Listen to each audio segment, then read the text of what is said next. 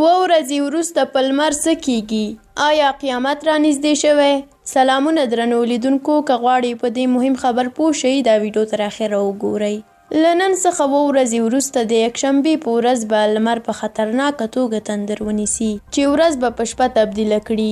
دغه تندر نیونه د جون په 21مه چې روانه یکشنبه کیږي د سهار له 9 بجو څخه د ماسپښین تر 1 بجې پورې دوام کوي. د پاکستان په ډیرې برخو کې به ورځ د ماښام په څیر وي. د لمر د تندر نیولو په وخت کې به پاکستان کې څنګه حالات وي؟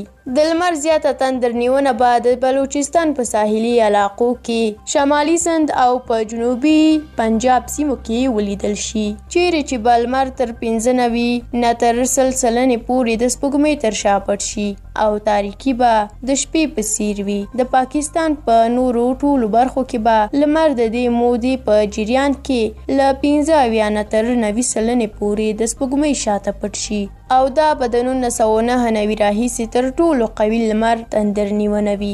او په افغانستان کې به هم د کابل پر وخت د ساعت 9 بجې او 14 دقیقو د لمر تندر نیونه شروع شي. په 10 او 40 دقیقې به خپل عروج ته ورسیږي، وروسته به په کمیدو شروع وکړي چې د غرمې په 12 بجې او 15 دقیقې به پای ته ورسیږي. په افغانستان کې به د پاکستان هومره ژور اکلیپس نه وي، خو بیا به هم په خپل عروج کې په ټول افغانستان کې لمر له 15 نه تر 90 سلنې پورې پټ شي. دې ټکو ته باید د لمر د تندر نیونې په وخت کې متوجه اوسو. اول دا چې د لمر تندر نیونې په وخت کې لمر ته کتل کولی شي سړی د تل لپاره وړوند کړي او یا یې هم د همیشه لپاره په سرطان یا کینسر اخته کړي. نو په دې وخت کې لمر ته مه ګورئ. دوم دا چې د عامو عینکو استعمال ستاسو سترګې د لمر له خطرناکو وړانګو څخه نشي خوندي کولی. په دغو عینکو کې لمر ته د کتو غلطي مه کوئ. دریم دا چې د سنت نبوي له مخې او قرآن کریم په وینا مسلمانان باید د لمریز تندر پر مهال خدای پاک ته د خپلو ګناهونو توبه وکړي او د کسوف لمونځ ادا کړي. دا هغه لمونځ دی چې زموږ ګران پیغمبر صلی الله علیه وسلم د لمریز تندر په وخت کې ادا کوو. یادونه: اکثره خلک په دې عقیده دي چې د لمر تندر نیونه یعنی لمر ته الله پاک د انسانانو د ګناهونو سزا ورکوي.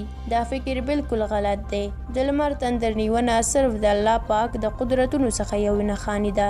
راځئ چې په دغه ورځ د عالمانو نه پوښتنې وکړو او د لمر په تندر نیونه له اسلامي اړخ څخه ځانونه مکمل وکړو. درنو لیدونکو، ډیره مننه چې دا ویډیو تر اخره ولیدله. که غواړئ همداسې نورې ویډیوګانې هم وګورئ، زموږ یوټیوب چینل سبسکرایب کړئ. تر بلې ویډیو الله مو مل شه.